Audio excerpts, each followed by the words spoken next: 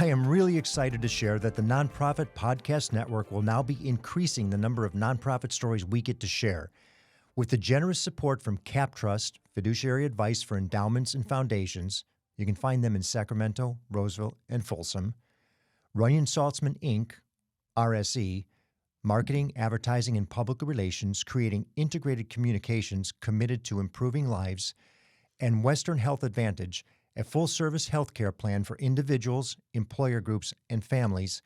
These businesses have made it possible for the Nonprofit Podcast Network to go from a once-a-month episode to once-a-week episode, allowing us to serve that many more nonprofit agencies in our community.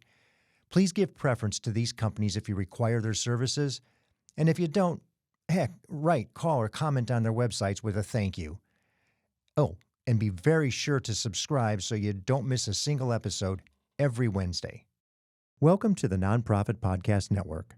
Our purpose and passion is to highlight a nonprofit organization in each episode, giving that organization an opportunity to tell their story in their words to better inform and educate the respective communities they serve, as well as provide one more tool for them to share their message to constituents and donors.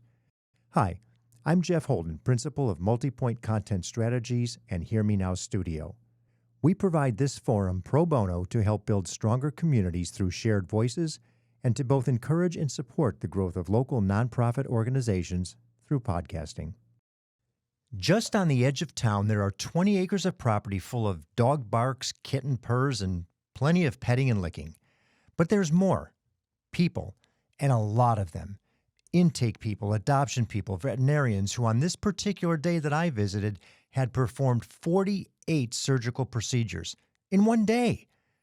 Our Sacramento SPCA is the equivalent of a hospital trauma center, emotional wellness facility, and family joy experience center.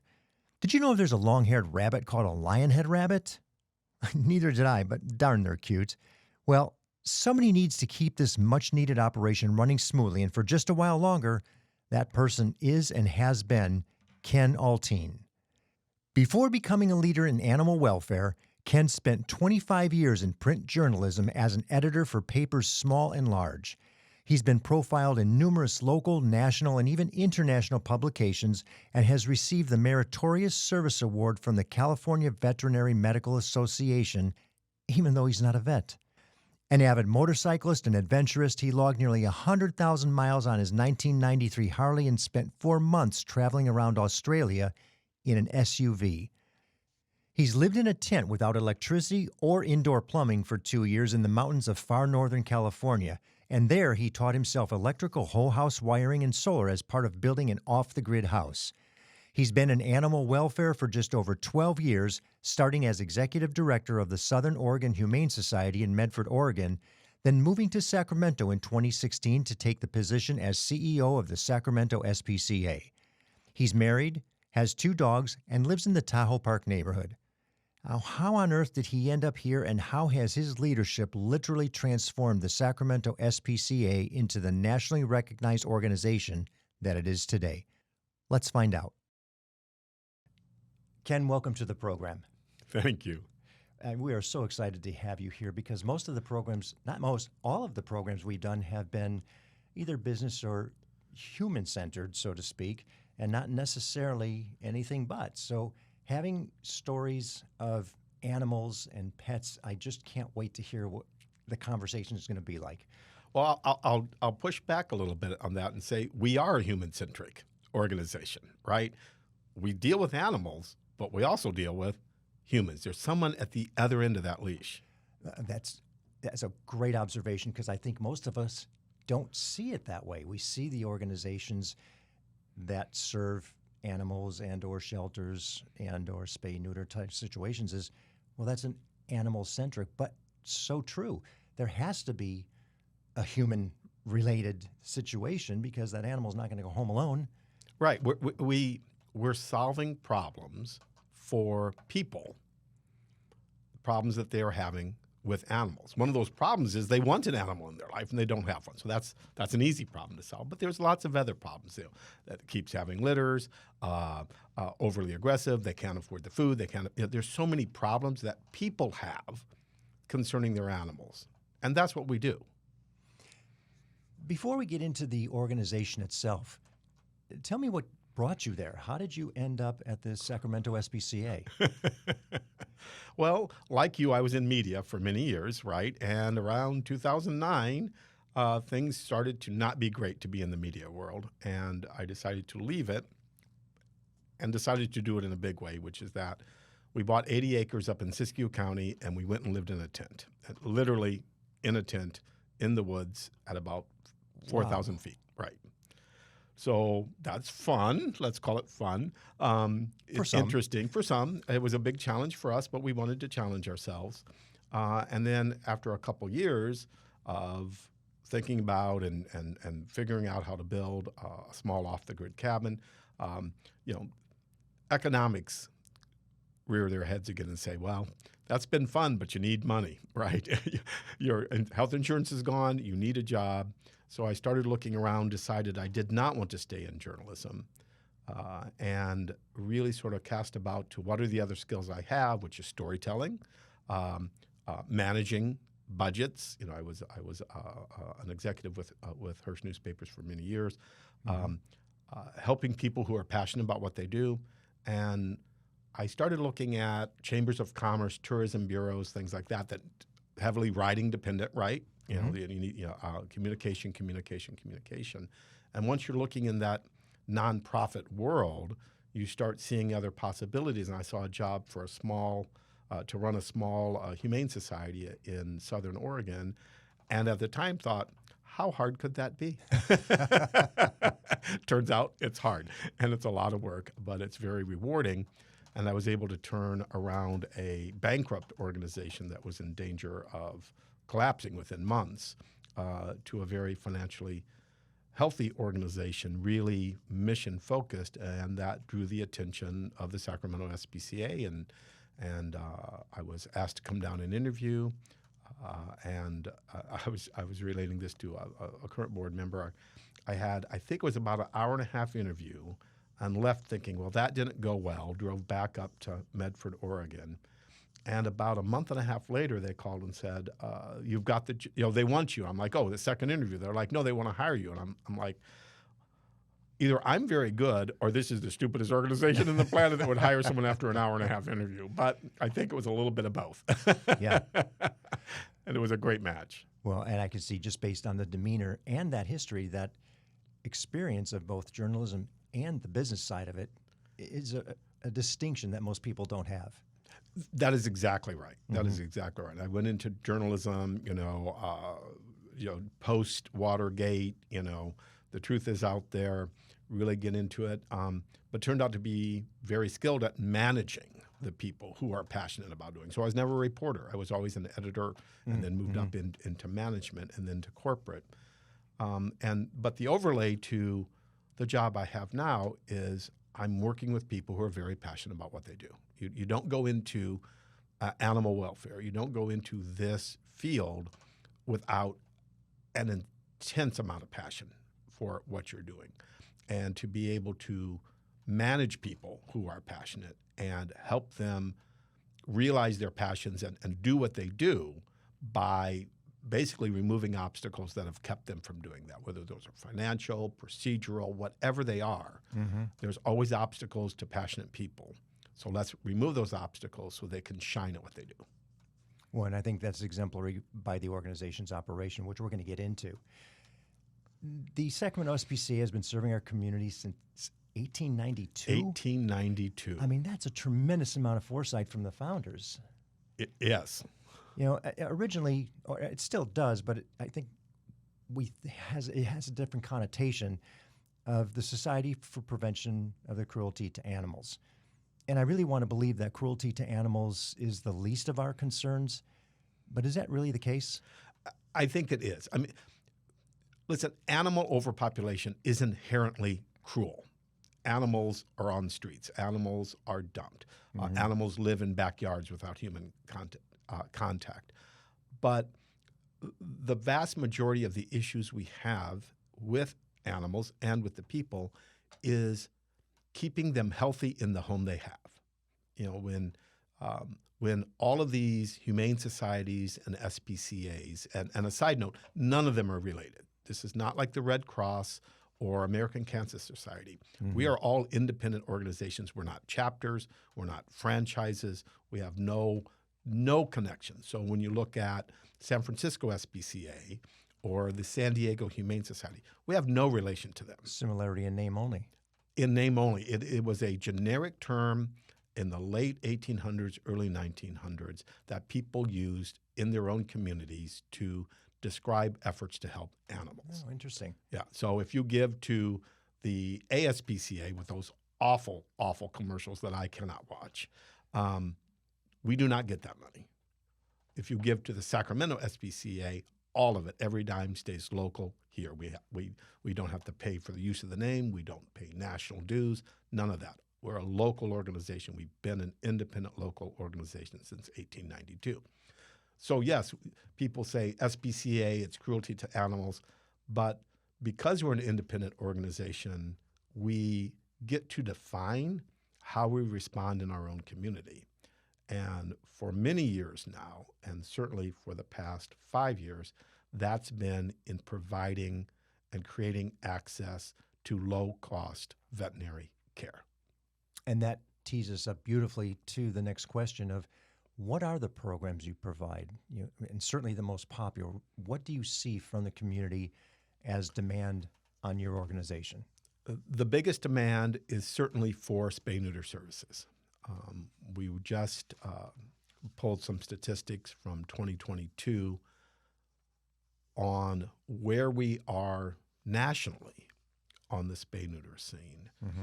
And the answer is in the top 10, which people don't realize. In California, we're probably number 1 because in 2022, we did 19,800 surgeries. In 2023, we did 20,300 surgeries. Wow. And to try to understand that impact, you look at the LA SPCA, separate organization, did 19,000 medical procedures, which included spay-neuter, but not exclusive to spay-neuter. San Diego, 17,000. San Francisco, 10,000. So we did almost twice the amount of spay-neuter surgeries as San Francisco. Nationally, there's only 2 or 3 organizations that do more, and all of them have multiple hospitals and mobile clinics. So when you think about the impact we have in our community in the spay-neuter scene, it is off the charts. Why do you think we have such a high propensity for spay-neuter when you compare it to San Francisco or LA? Why are we bigger? I think we're bigger because the SPCA, Sacramento SPCA, chose to do this. We didn't have to start doing spay-neuter for the public. We chose to do it. We chose to grow it. When we built the McRae Animal Health Center in 2021, it was to increase the ability to do spay-neuters, even if we didn't have the staff to do it. If we were fully staffed, we could do 30 to 40,000 surgeries. And is the demand there? The demand is there. The Okay. demand is off the charts there. So the demand is there everywhere. The access is not there. So by creating this access, we're able to get a lot more done. What are some of the other programs that one might find at the facility? Well, I mean, obviously, you can come find an animal to add to your family. You can find a cat, a dog, a guinea pig, a rabbit. We adopted a lot of rabbits. Really? A lot of rabbits. And we also do spay-neuter on rabbits. We're one of the few places that do that. It's oddly enough, the most complicated There's a joke in there that I know. There is. It's the most complicated surgery we have is a spay-neuter of a rabbit. I didn't know that, but now I know that. Wow. But here's the – so we do about 4,000 adoptions a year, which is a great number. We provide healthcare of some form, whether it's vaccination, spay, neuter, or wellness, to 40,000 animals. Wow. I know it's a disproportion, and no one knows that, right? We just sort of quietly. Well, hopefully we're getting that message and hopefully out. we're getting that message out. Yes. So, and I think the other program that is highly important to us and to the community is a safe haven for people to surrender their animals. So when you look at the Sacramento area, we're very, quite frankly, blessed with lots of animal welfare organizations. We have the city shelter downtown. We have the county shelter out on Bradshaw. We've got Happy Tails over on Folsom Avenue, and we have the Sacramento SPCA. The challenge, certainly for the city and county facilities, is having too many animals that come astray so they can't help the people who need to surrender an animal. So we've always tried to create that space that you can surrender your animal. You may not be able to do it today or tomorrow, but if we can work with you to get a plan that in 2 weeks we will take that dog, or in 7 days we will take that cat, so that we can manage our population so we're never completely overwhelmed. We'll be right back with more from Kenn Altine once we thank the people that are responsible for allowing us to do what we do. I was in the media business for over 35 years and had the great privilege of working with Runyon Saltzman, RSE, Marketing, Advertising, and Public Relations. We collaborated on many different campaigns, but their commitment to the nonprofit sector hasn't changed since their founder, Gene Runyon, started the agency. Over many years and many campaigns, Runyon Saltzman has been committed to improving lives by tackling California's most challenging issues. Guided by research-informed strategies and insightful, creative solutions, RSE develops innovative communications campaigns that raise awareness, educate, and reduce stigma in diverse communities throughout our state and beyond. To learn more about RSE, visit rs-e.com. I'm Kelly Brothers. At Cap Trust, we help individuals and families with wealth planning. We help big organizations with their corporate retirement plans. But we also do a lot of work with endowments and foundations, providing fiduciary advice for their investment management, their risk management, or working with donors. Give me a call or reach out via our website or ask one of our clients. Sacramento SPCA, Sacramento Food Bank, or the Greater Sacramento Economic Council. Cap Trust in Sacramento, Roseville, or Folsom. Find us at captrust.com or call 916-924-7527. I'm thrilled to have Western Health Advantage partnering with us as they do so much to support so many nonprofit agencies in our community. As a truly local health plan, you'll find individual and family options, employer options, plans for CalPERS and Medicare Advantage. From medical services to pharmacy, health and wellness support, as well as behavioral health care, Western Health Advantage has a plan that fits what you need. As an employer, for profit or nonprofit business, individual or family, you can find more at westernhealth.com. Perfect segue to the next question, because I was thinking about it as we're planning to speak with you, and I'm going, well, you don't control what comes in some cases. It sounds like you do a little bit where you can manage it. You don't necessarily control the outgoing, because if you have an influx of people that have an interest in adopting, maybe you see more animals go out. But what happens when that balance gets a little bit out of order? How do you manage incoming, outgoing, so that you're not overwhelmed? It's an art, right? it just is, and it's the variables are spaces for cats, spaces for dogs, spaces for large dogs versus spaces for small dogs, older dogs, younger dogs, dogs with illness. 1 in 5 animals who come to us have extraordinary needs, healthcare needs. That we have a whole shelter medicine department that takes care of, but we have to manage how many they're caring for at any one time. Mm-hmm. So we sort of pull some levers. We slow the intake of large dogs, right? If you've got a large dog, you're probably going to wait the longest to surrender that animal than you are if you've got a young, altered, small dog. We will fast track that because we know that dog is only going to spend 2 or 3 days at our shelter before it gets adopted. But if you have an older, unaltered, large dog, we know that dog's going to spend a lot more time in our shelter. And during that time, it's going to take a toll on their behavior, on their emotions, and on their physical health. Mm-hmm. So we want to make sure that we have a plan for each of those animals that keeps them engaged, keeps their spirits up, quite frankly, and keeps their health good. So we don't want to fill our shelter full of 9-year-old German Shepherds. Because to get a 9-year-old German Shepherd adopted takes months, not days. So we have to balance that. And it means that if you're trying to surrender a 9-year-old German Shepherd, we're going to ask you to wait a little longer than if you're surrendering a, 4-year-old miniature poodle. That doesn't say we're marketing these small dogs, is that we know that small dogs get adopted faster. It's a demand. It's It's a supply and demand. It's a yes. supply and demand, but my heart is always for the older big dogs. That is my heart, especially an older, a senior dog whose human has died. I will move heaven and earth, right? Because that dog is already going through its own emotional issues, very different from humans, but very real for an animal, and is now in a shelter environment where everything is different and new and scary. And I want to throw a lot of resources, which is people, volunteers, staff, medical staff, to help that animal stay sane and stay healthy while it's with us. So we know how much effort that's going to take. So we have to balance that. And by saying to someone else, we need you to wait a little longer. Here are some options. If you're why are you trying to surrender? You can't afford food? Let's get you some food. You can't, there's a health issue with the animal that you can't afford a vet. Let's get you in to see through our wellness clinic.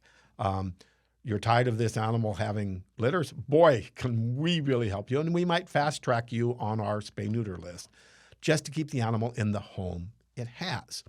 And that really is that spot that I've really tried to push through using my position in the state and in the nation to say, we have to stop judging people who are considering surrendering their animal because they were overwhelmed for whatever reason, and start trying to find a way to keep the animal in the home it has and help that home be better than just take that animal in and hope to find, quote unquote, the perfect home for it. The old model was we're going to take the animal away from people who don't deserve it or can't care for it or we don't think qualify, and we're going to find the perfect home for it so it'll be happy and rainbows and unicorns and right? Yes. When we actually have no control of what happens to the animal after it gets adopted. Right. So we know where it's at. We know what the needs of the people are who have the animal. Let's help them. Let's help people so that they can keep the animal in that home rather than face that very difficult decision to surrender it. You mentioned something with regard to your hospital care and vets. How many vets do you have? Well, I don't want to say because people will start trying to hire them away.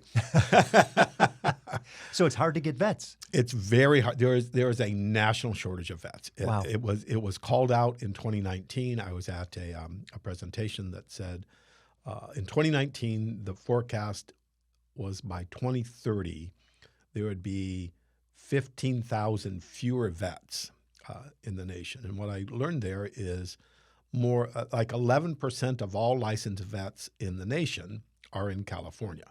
So disproportionate, right? Yep. And now after the pandemic, we're probably looking closer to 30,000 vet shortage by 2030, which is still Significant. Still 6 years away, right? Yeah, that's a big number. That's a big number. You can't just open a new vet school overnight. You can't just increase the number of vets who go through a vet school overnight. Yeah. You have to have facilities. You have to have curriculum. You have to have instructors who are, by the way, vets, right? Yeah. So we really have to work our way through this and understanding nonprofits have to compete at the pay level with for-profit.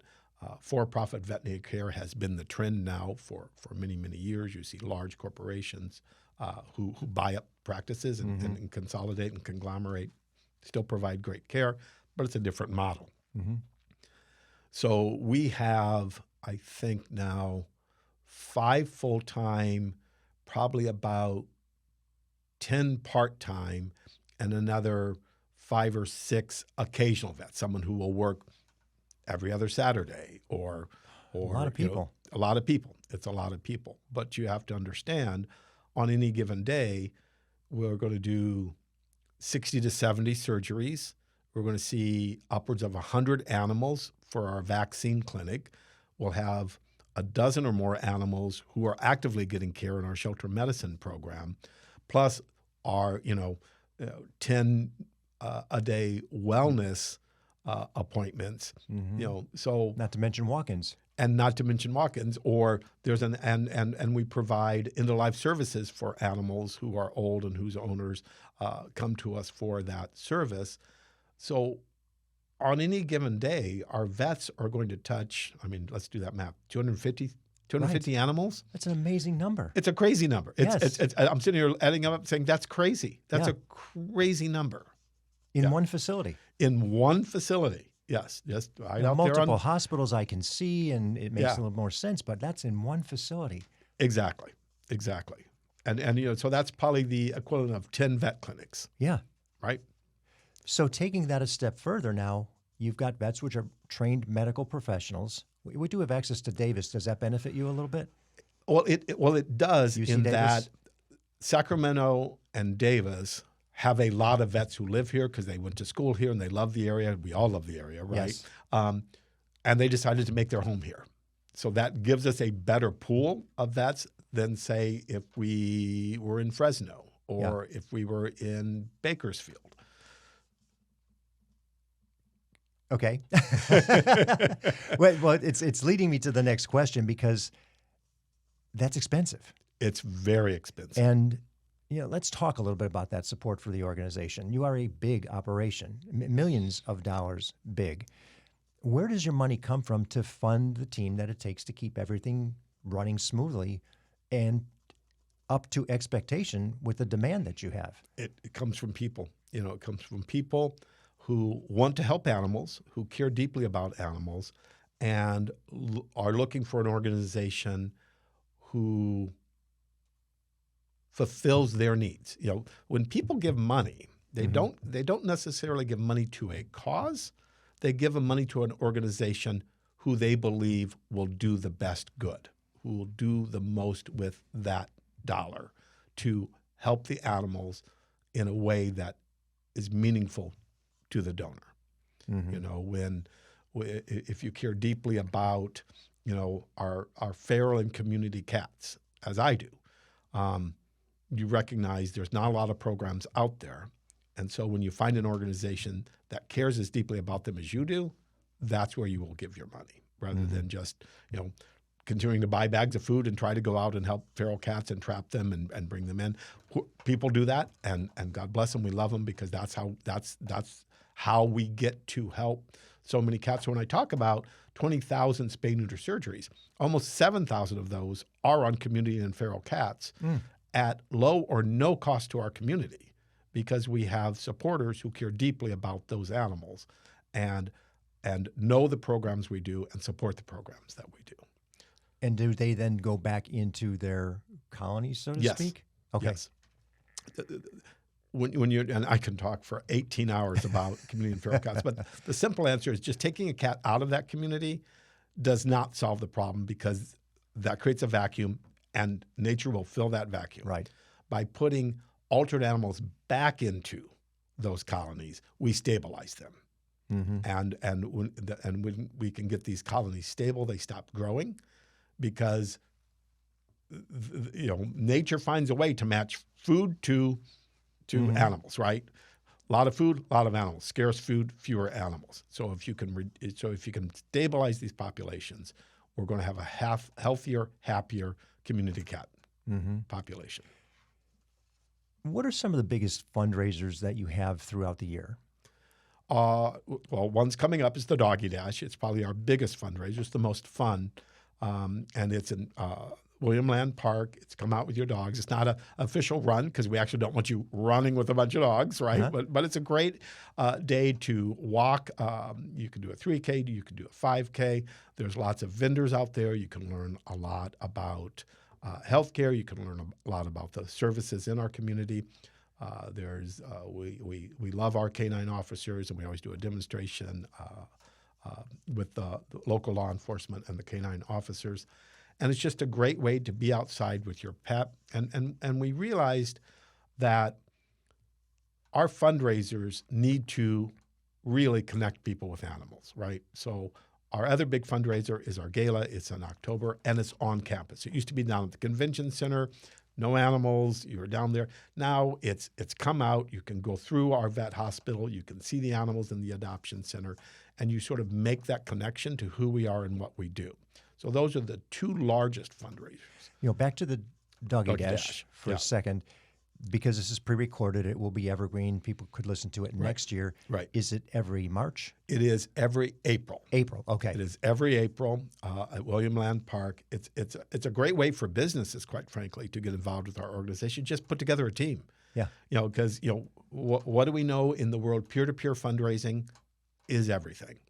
So if you're a business and you've thought about supporting the SPCA or looking for a community event for your company, as many are, form a team.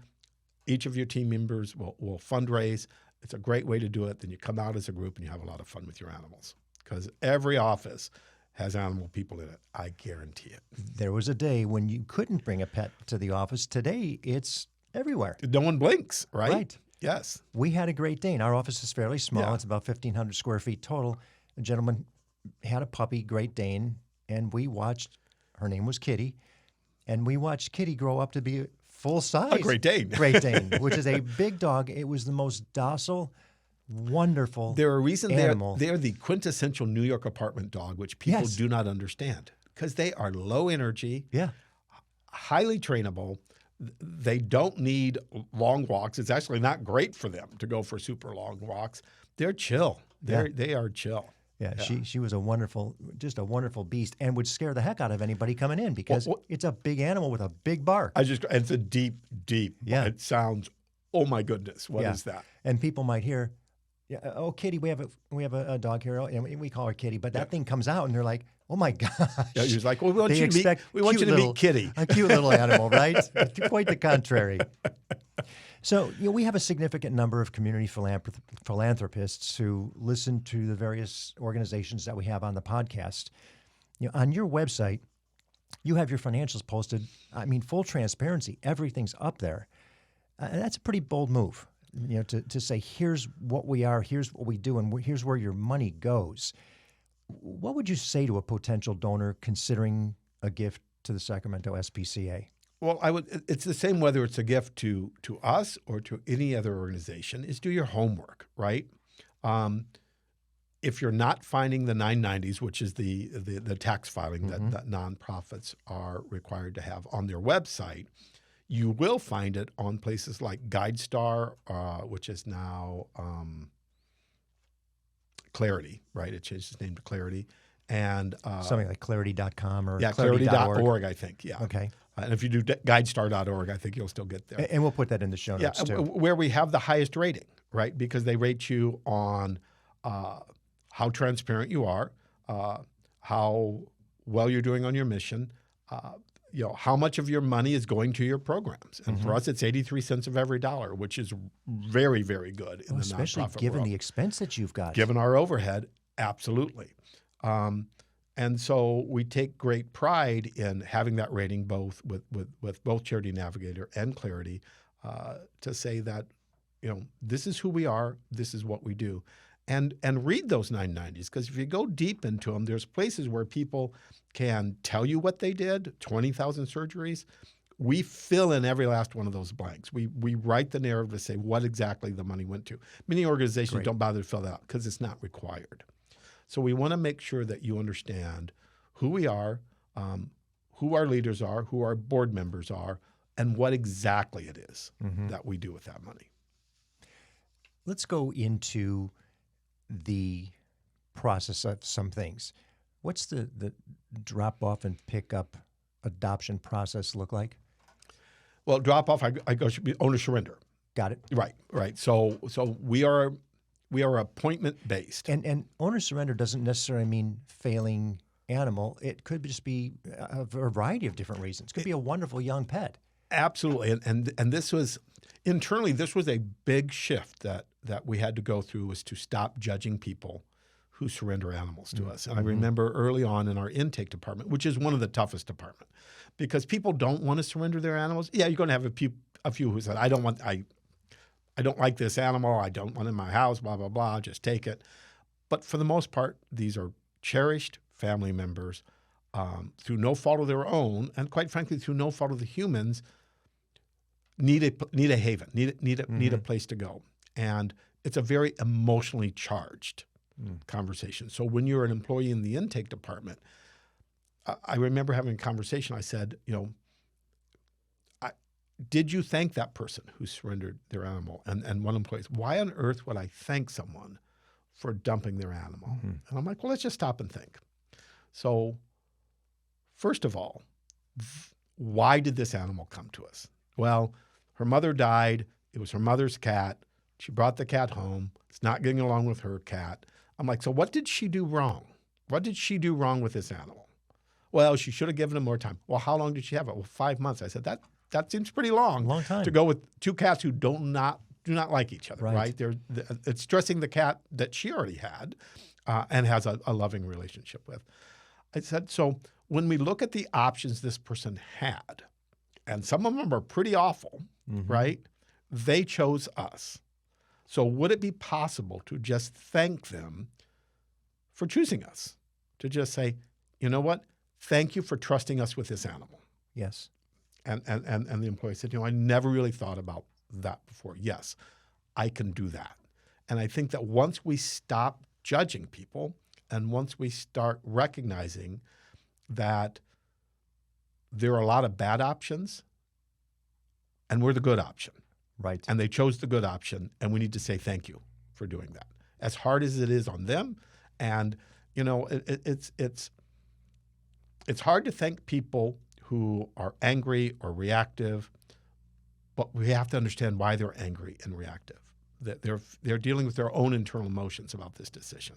Right. And by giving them, this is the most important thing I've learned in this job. We will forgive an animal just about anything, right? And we have so much patience with puppies and with, so patience and forgiveness towards animals is like the easiest thing you can do. And it seems to be the hardest thing to do towards humans. Right. It just does. So if each of us can think about the patience and forgiveness we give our animals every day and just give that to humans every day, wow. What a difference that would make. And what a perspective. It's just a simple mind shift. I'm a better human for working with animals. It is just that I am a better human being. Yeah. For the work I've done with animals. And that is the gift they have given me. Take that now to the outgoing process. Right. So I recognize I didn't fully answer your question. That's okay. I'll get you there. So the intake process is you need to make an appointment. So we can better match the entry of that animal to the services. So if that animal needs spay-neuter and we're backlogged on spay-neuter, why are we going to have that animal sit in a kennel for a week when it can stay in your home for a week? Right. And we found that by giving people that pressure valve of they need to surrender their animal, now they've got a date, the pressure is off. Often they find that the problem they were having resolves itself in that time. Once they de-escalated and didn't feel the need to I have to give up this cat today, suddenly they're like, oh, was I overreacting? My sister loved my mother's cat. She thought I loved the cat. She's going to take the cat. We find some resolution happens. So it's not 100% correct. In. That is correct. Wonderful. And that has been one of the biggest surprises when we shifted to what we called managed intake, is that when people would miss their appointment and we would call back and say, hey, do you need to reschedule? Oh, no. And well, what's changed? I was having a bad day. I'd had it. I recognized it was a puppy. Puppies are hard. Or, my sister found out that I had an appointment. She said, but I'll take the cat. So she's going to try that. It may work, it may not, but we're trying other things. Or my neighbor, people find a solution once the pressure valve is released. Yeah. Right? That's great to hear. It's phenomenal to hear. Is there a percentage that you would say? Oh, I would say at least 25%. Oh, that's wonderful. Which is wonderful because we don't want these animals entering any shelters. Well, as proud as I am as my shelter, right. I don't want any animals entering 100, that's 25 more. That is exactly right. On the flip side, what that means is the most challenged animals, the ones who have the biggest behavior issues or the ones that are old or the ones who are sick, regardless of age, those appointments are always kept. So there's been a bit of a disproportion as a result of that, which has, I think, led people to believe that shelters are full of sick, old, and dangerous animals, which is not the case. Do we have older animals? Yes, but they've been treated. And with us, it means they get a dental, they get blood work. We know everything about that senior animal, so you don't have to, there's no surprises when you adopt. So on the adoption end is we try to set you up for success. Where it used to be, we tried to set the animal up for success. We would say, what's the best home? The ideal home for this animal, it's the only dog and there's no kids and they have a fenced backyard. And suddenly we have this long list of criteria for the only place this dog can go, which excludes a lot of adopters. Instead of saying, what is your expectation? You know, one of my board members is going to laugh when she hears this because I always talk about, are you looking, is your house a circus or a library? So do you want a circus cat or do you want a library cat? And she's going to laugh because I adopted her a library cat who's actually a circus cat. She found out much later, this is a circus cat, not a library cat. And that the cat loves to play, loves to run around, loves to do everything versus just likes to chill. Right. So we tried to help understand what's your expectation? Because when animals get returned, and return rate is really low, like 8%. And that's mostly dogs. The return rate of cats is really, really low, like 2%. Often it's what we call failed expectations. Like they didn't understand that puppies cry all night, right? Or that puppies need to, you know, or even an older dog who's lived in the house, hasn't lived in your house, doesn't know how to use the doggy door, doesn't know which door to go out to, and gets confused in the Where's the backyard? Where's the front yard? Where what do you am I want me? supposed to do? How do I tell you I need to do this? Because in my old house, I would just go sit by the door. Right. Or I'd come up and tap you, and that's how I would communicate. I need to go outside, and that's not working, and I still need to go outside, and I'm just going to have to pick a spot here. Right. Right. So we try to match the expectations and do a lot of education of the family about what this transition is going to look like. That's a great entry to a transition. Have you got a story that you could tell of just a wonderful adoption, what that might look like? Well, it's funny. I can go down the list of extraordinary cases, but I think that's part of the myth of the types of animals who are in our shelters when often it's just this dog came in, got spayed and neutered, went on the adoption floor, couple walked by, said he's a cutie, fell in love and took him home, and he spent 3 days with us, and we really don't know anything about him. Versus this animal's been with us 6 months, and when she gets adopted, we make an announcement because all the staff and the volunteers who invested in this animal for months get to come and say goodbye. So both of those stories happen every day, and that's the normal thing. But of course, there's extraordinary cases. There's, and oddly enough, it's going to be an animal cruelty case, which is the exception for us, and that's why it stands out. A dog named Velvet, who had been locked out on the apartment balcony by a family who got overwhelmed with a pregnancy and a newborn and the needs of an animal they clearly were ill-prepared to deal with. So the dog got literally just locked out on the balcony. Big dog, small dog? Medium-sized dog. Okay. And the neighbors noticed this dog out there and her condition getting worse and getting worse and getting worse. And so when they were finally called animal control, it was a city case, and the city went there and found the animal. She was in pretty rough shape. She, there's a scale of weight. She was basically a 0 to a 1, which is skin and bones is the best way to describe it. And visible to others. Visible to others. Because she's on a balcony. Because she's on a balcony, and that's why it finally reached a point where there's like, we can't watch this. Somebody anymore. called. Good. Somebody called. Very good. Very, very good. So ended up at the city shelter. These are extreme medical cases. I mean, the chances of this animal surviving are pretty low, but we have the McRae Center. We have vets. We have everything we need. So they called, and of course we said yes. And I got to tell you, she really touched my heart. That I admit, this dog didn't go into the kennel. She went into my office and she curled up on the couch, and this is the case so often, that this is a dog who had every reason not to trust humans, every reason not to like humans, and all she wanted to do was give love. The hardest thing, I've done a lot of things in my life. I've had a lot of loss. I've had a lot of joy. I've had a lot of grief. No more than the average person, I think, but we all have it. Yes. The toughest thing I've ever done in my life is to give this dog 3 tablespoons of food and then stop feeding her, because she was so emaciated we could not overwhelm her internal organs. We just couldn't. So she could only get 3 tablespoons of food and then wait several hours to get, and she's starving. And I just want to feed her, right? Food is love. Right. Just want to feed her. But I knew I couldn't if I wanted her to survive. And she went home with me every night, came back to work with me every day, so that we could just really be consistent about the food. And to see her so slowly put on weight. And her demeanor never changed, just the sweetest. God, she's so sweet.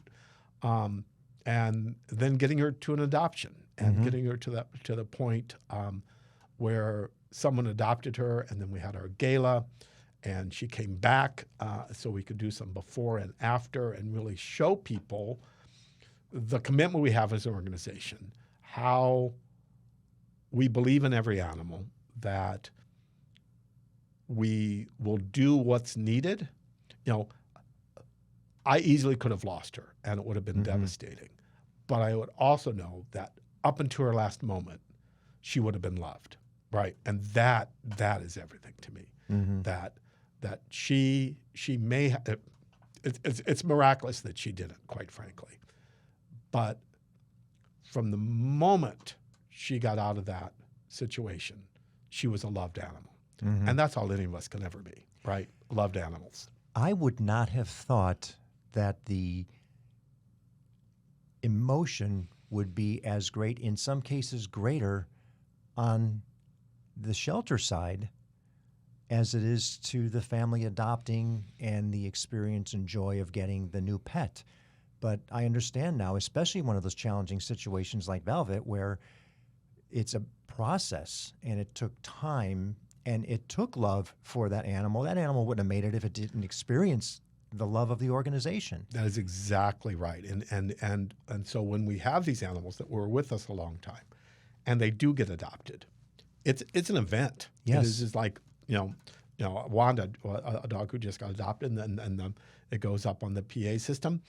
Staff and volunteers, Wanda's been adopted. If you want to say goodbye, and I think it's important when you look at, right now shelters are full of huskies. So like this older female husky who's been with us a while, who gets a family, the message it sends to the family, who might have been thinking, well, is there something wrong with this dog? She's been here for 6 months. To have 15 people show up to say goodbye says there's something special about this animal. Yes. This animal is deserving of your love because she's been deserving of our love. Yes. Right. And I think that's an important message. And to send to the family as they walk out of the door is to think, wow, while that animal was here, she was loved. And that is absolutely true. And that is the biggest challenge of working in this nonprofit segment is it takes all of your heart. And some days it takes more than you think you have. Right.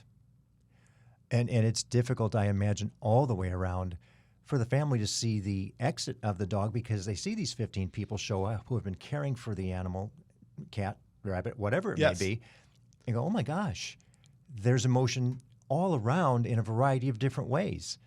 And some with some sadness, I'm sure, and some with just jubilation that now this animal's got a family that's going to care for it. It's out of our care into somebody's life, and a part of their life, a part of their family. Ken, what's the greatest need you have right now at the SPCA? Well, you asked the question earlier, and I really do follow squirrels. But you don't take squirrels in. No, we do not take squirrels in. My staff has gotten good about saying, "Ken, you're following a squirrel. Let's get back here." Uh-huh. So you asked about our money and our Yes. and our finances. So we are dependent on donors. We are dependent on the kindness of strangers, but also the kindness of friends. People who have supported us for decades. So the bulk of our money comes from straight out donations, followed by estate gifts. People who have left us money. Planned giving. Planned giving is huge for so many people, and definitely is significant for us. And then the low fees we charge for our services. We may charge you $200 for a spay, but if you went outside of the organization into the private veterinary store, that was going to be $800 for that spay. So those fees. So always our biggest need is the financial support of our community. Sure. That is always going to be our biggest need, is the financial support of our community. What's the best way to get in touch with the organization? There's two really good ways. It depends on if you want to help or you need help, right? Okay. Those So are two different points of entry. Two different points of entry. Okay. That's exactly right. So I've got them written right down. So if you need help, the best thing is to go on our website, sspca.org, and look at the programs. Do you need help with spay-neuter? Here's how to. Do you need help with vaccinations? Do you need help surrendering an animal? Do you need help adopting an animal? To really sort of go through those categories. It's a good, rich website that will help walk you through that process. I will compliment and second that. That is a wonderful website with so much detail and information that you really don't need to know about websites. It's right there and easy to navigate, very intuitive. So good. Thank you for congratulations. Yes. And if you want to support the work we do, the number is 916-504-2804.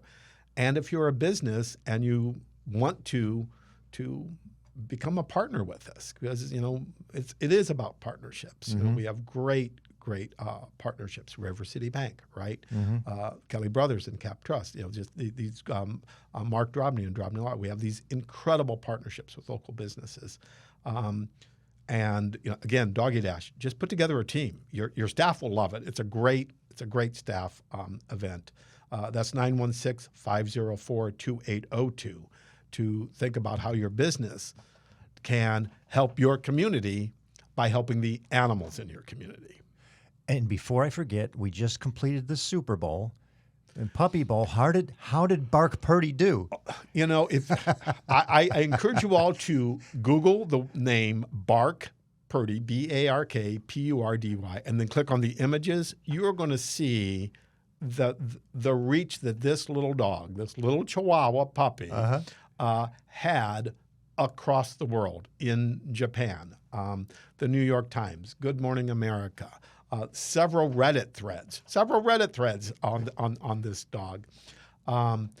It was. If you didn't watch the Puppy Bowl, I watch it every year. It's the funniest thing you're ever going to see. It's hilarious. It's hilarious. Yes. It brings attention to adoptable animals and really highlights what I've sort of been trying to say throughout this.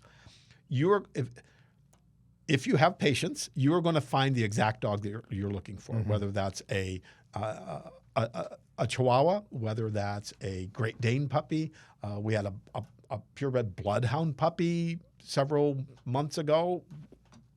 If you wanted a bloodhound, he was. He wasn't. I looked at it, sent a text home. The message came back, heck no, except the word wasn't heck. So it highlights that the full range of animals, in this case puppies, you're going to find in shelters across the United States. Yes. So it's a great program to highlight that. It's also a lot of fun to watch. And quite frankly, it brings attention to our organization that says, this is your local organization in your community doing this work. Yeah. Well, and it's great work you do. And again, perfect way to wrap the segment. Thank you so much for what you do, what your team does each and every day to support our pet and animal communities. I don't believe people realize the scope of the services you provide, and you just shared. You just scratched the surface, really, of what happens on a day-to-day in the shelter. What a blessing to have an organization as multifaceted as what Sacramento SPCA does.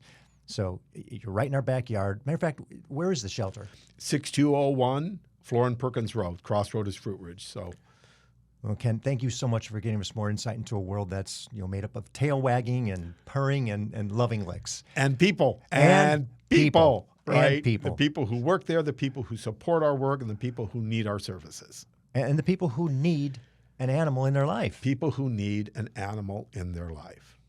Thank you so much. Thank you.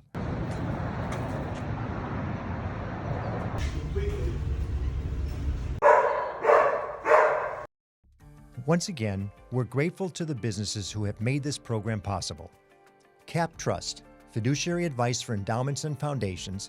You can find them in Sacramento, Roseville, and Folsom, or at captrust.com. Runyon Saltzman Incorporated, RSC, marketing, advertising, and public relations, creating integrated communications committed to improving lives. You can find them at rs-e.com. And Western Health Advantage, a full-service healthcare plan for individuals, employer groups, and families. westernhealth.com. Thank you for listening to the Nonprofit Podcast Series. I hope you enjoyed the episode. If what you heard moved you, please reach out to that organization and do what you can to help. If you like and appreciate what we're doing to support local nonprofits, please give us a positive review, subscribe, and share.